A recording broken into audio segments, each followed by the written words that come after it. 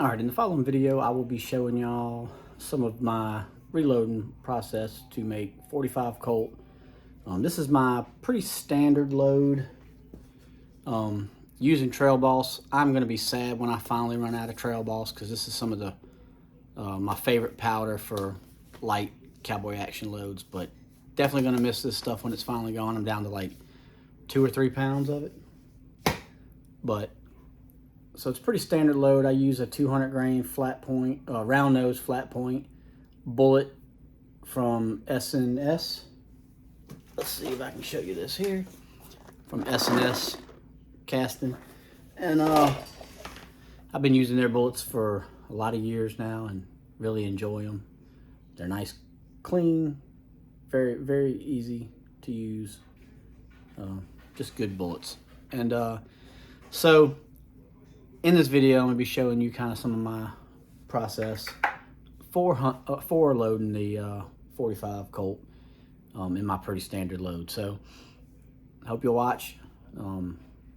Hope you get something out of it. It's really nothing to it. If you know, I know many of you've already loaded 45 Colt plenty, so there ain't much to it. But anyway, I just thought I'd make a video and kind of show, because I do get a lot of questions. I do get a lot of people asking about how I load my 45 Colt and whatever. So yeah, so hope you enjoy this. Please like, share, comment, subscribe, and we'll see you in the video. Thank you. I got those open tops back from Goon's Gun Works the other day, so I'm in the process of kind of making me up some 45 Colt, because I have just about shot every 45 Colt that I have. So here I am using my my Frankfurt Arsenal hand priming tool, which is one that I really like to use. I'm always looking for different tools that, you know, help make the job a little easier. And I like the ease of, to switch calibers. It's, pretty easy to do. You can go large or small. It comes with all of the the different shell holders and stuff like that, and then obviously the small pistol primer up there, or small primer. But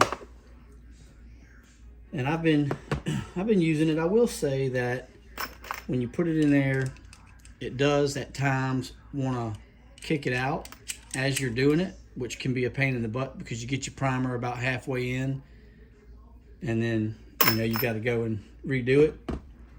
But for the most part, it's been a pretty good system for hand priming.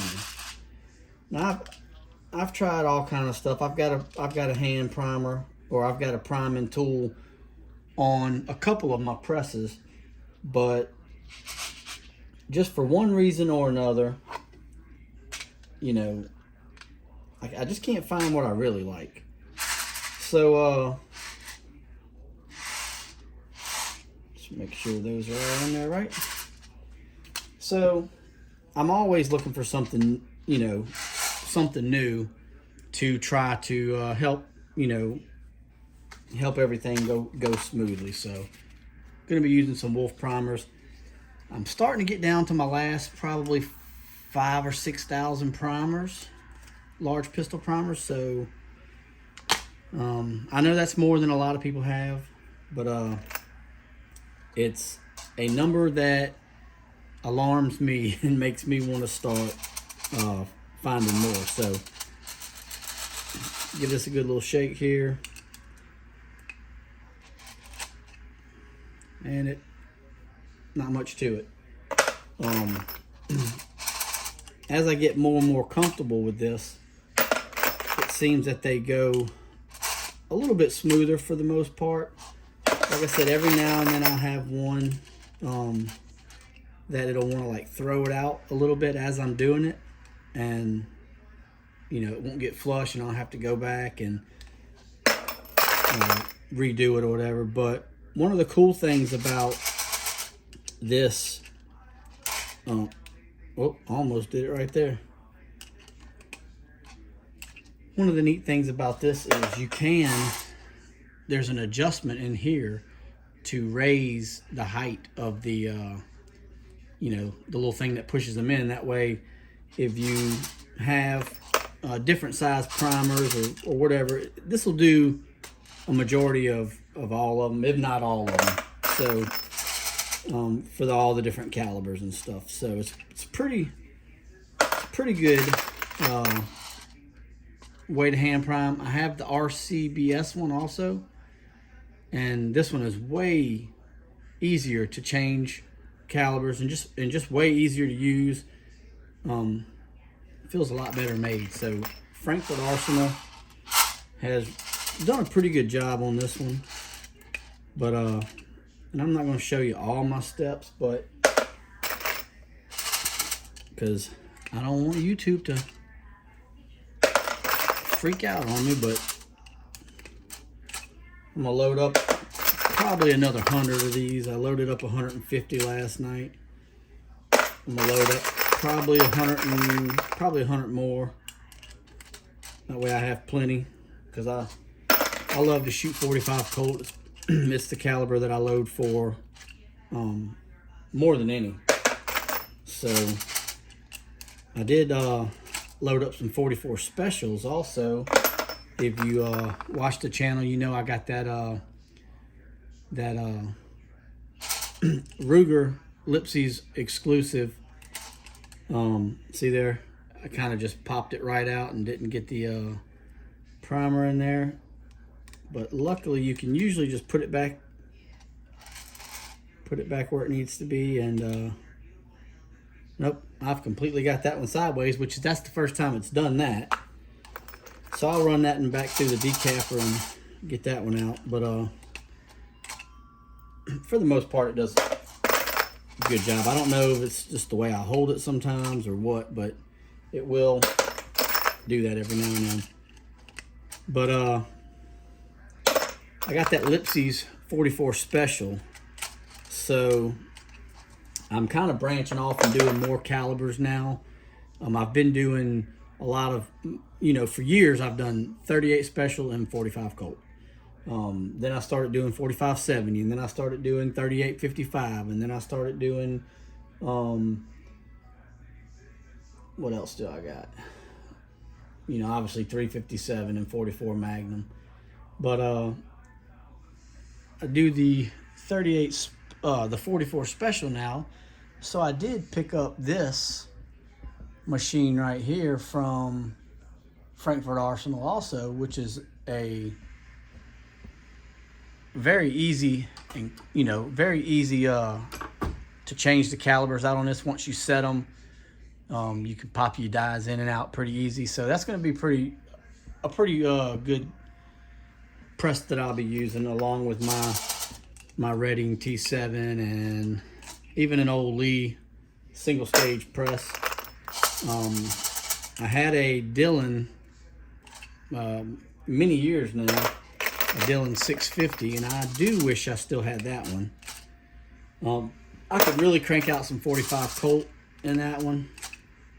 As I got where I wasn't going to the cowboy action matches near as much, I quit loading as much at that point of 45 Colt, so I decided to go ahead and sell that one, and I do regret it, because it wasn't long and I was back to shooting a lot of 45 Colt, being how it's my favorite caliber and all. So I wish I still had now I'd like to have the 750 Dillon, but the 650 was a good machine, and you can't really beat that machine. So, but the 750 is kind of that and a little more from what I hear. So maybe one day I'll get a 750, but in the meantime, I'm just you know, I load on my single stage and my turret press from Reading and Frankfurt Arsenal. So I'm not brand specific. Like I said, I got a Frankfurt Arsenal, I've got a Reading T7, and I've got a Lee single stage hand press and a Mech 10 gauge press for my 10 gauge shells. So I'm not brand specific. I get whatever fits the need that I want or the need that I have. I get whatever I like, and I try different things, and I enjoy several different machines and presses and hand stuff. And you know, if you like me, you just enjoy reloading. And so I think some of these I'll probably load up with some black powder, because I get people all the time asking me, you know, do I load this or do I load that in black powder? And honestly, I don't load a whole lot of 45 Colt black powder, and I probably should, because the 45 Colt is a great black powder round, and you know, it's definitely got its place. So I don't know why I don't do more of it, but I am going to start doing more of it. So I'm gonna go ahead and finish these up, and then I'll move on to my next step, and you can kind of see that too. I will show y'all right quick. I've got this 4-bay plastic tote from, what is that, MTM case guard, I guess. And made in the USA. But I like these because I put my dirty brass here, and then I'll tumble them, and then these will be clean. So then I'll decap them and bell them. So you got them resized here, decapped, and you know, belled. And then I'll put those here, and then these will be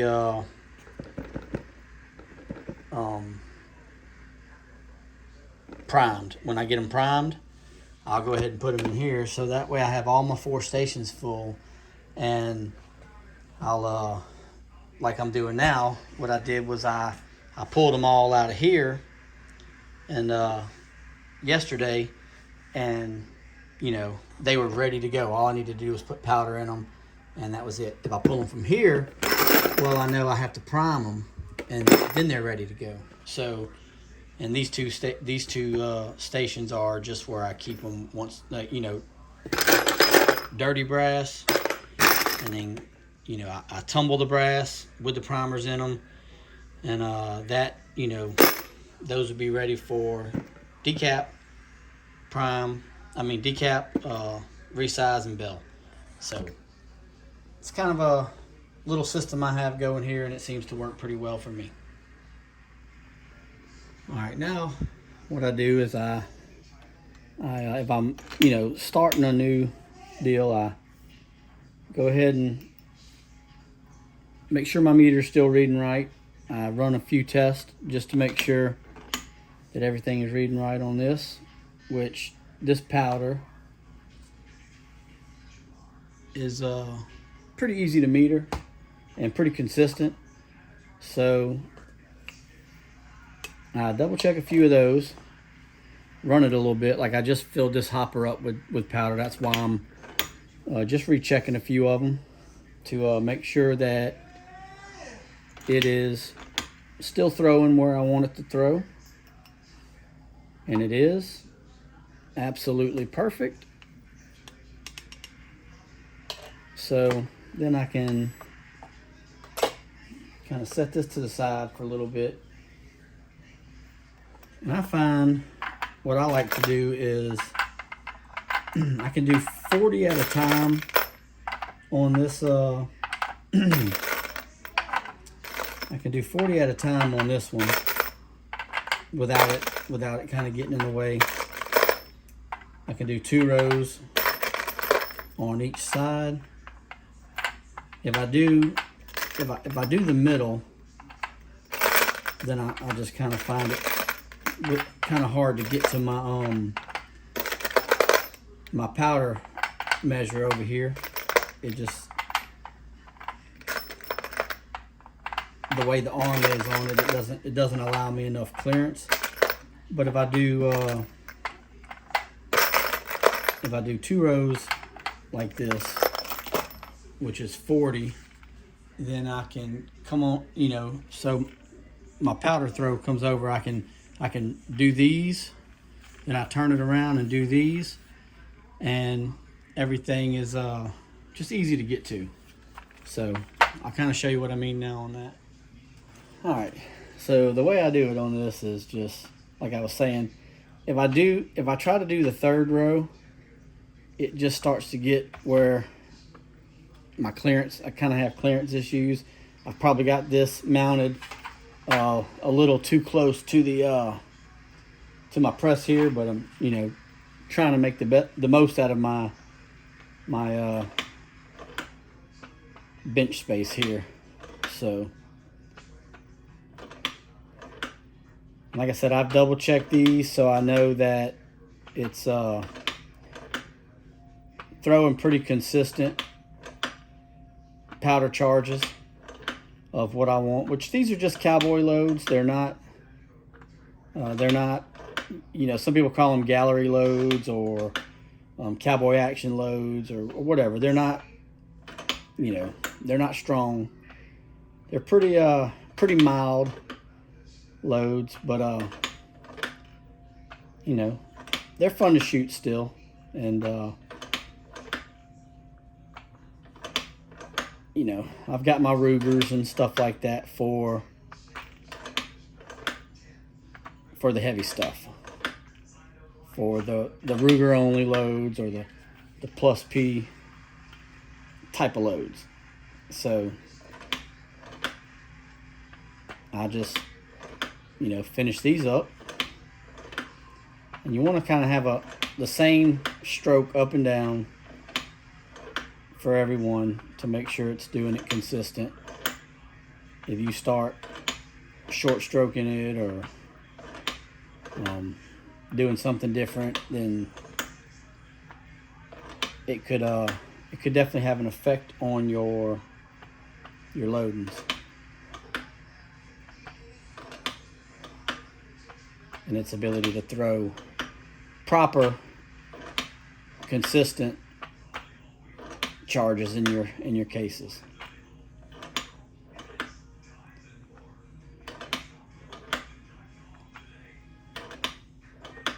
Now, mind you, these have already been decapped, resized, and belled. So now they're ready for bullets. All right, so now I'm ready for bullets. So I just take a 200 grain round nose flat point, and I just put them in every case. You know, obviously, since the cases have already been belled, then I have no problem sitting these 200 grain slugs right on top of the case mouth. So I just do this for all of them. It makes it pretty, you know, everything runs pretty smooth.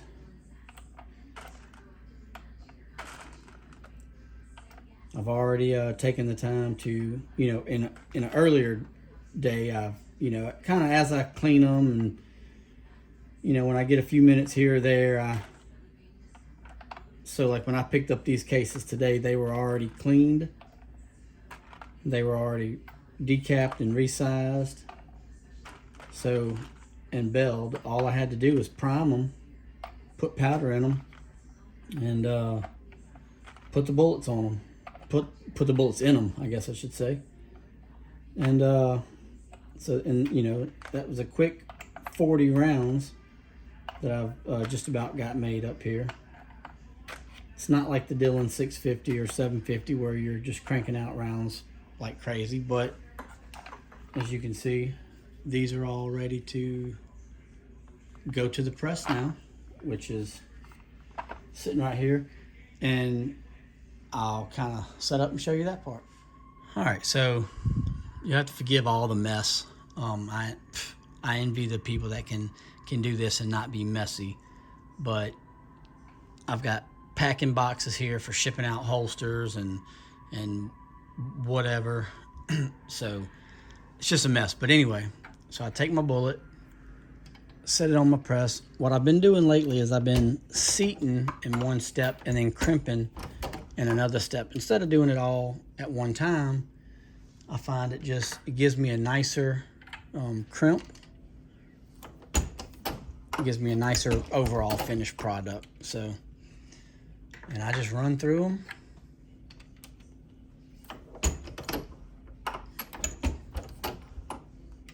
On this T7, you know, I've had people say, oh, why don't, you know, you're supposed to do all the steps at one time. It defeats the purpose of having a turret press if you're still breaking them up into single stages. Well, I beg to differ, because I still get to enjoy not having to set up every time I want to do this. I've got my 45s on this side, my 38 specials on this side, and I don't have to set up for them every single time.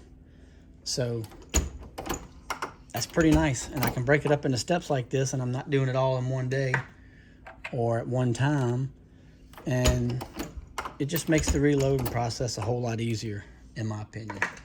So maybe I don't use my turret press the way some of you use yours, or the way it was kind of intended for, but I use it the way it works for me, and I enjoy the heck out of it. So gives me a nice good crimp. I don't know if you can see that or not. Let's see. But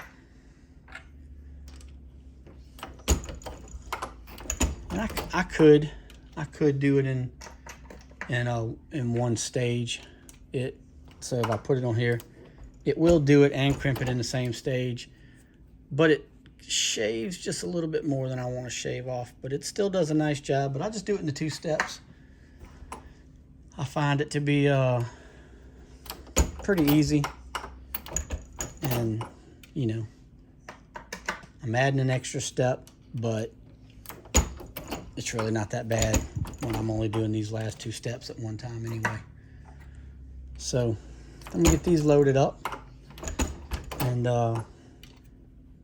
thanks for watching. I just wanted to kind of show y'all a little bit of my process of 45 Colt that I've been doing lately. I do have other reloading videos, but YouTube can be a pain in the butt sometimes with the reloading videos, so I didn't show you every step on here. So it's not a step-by-step, but it gives you an idea of how I do my 45 Colt.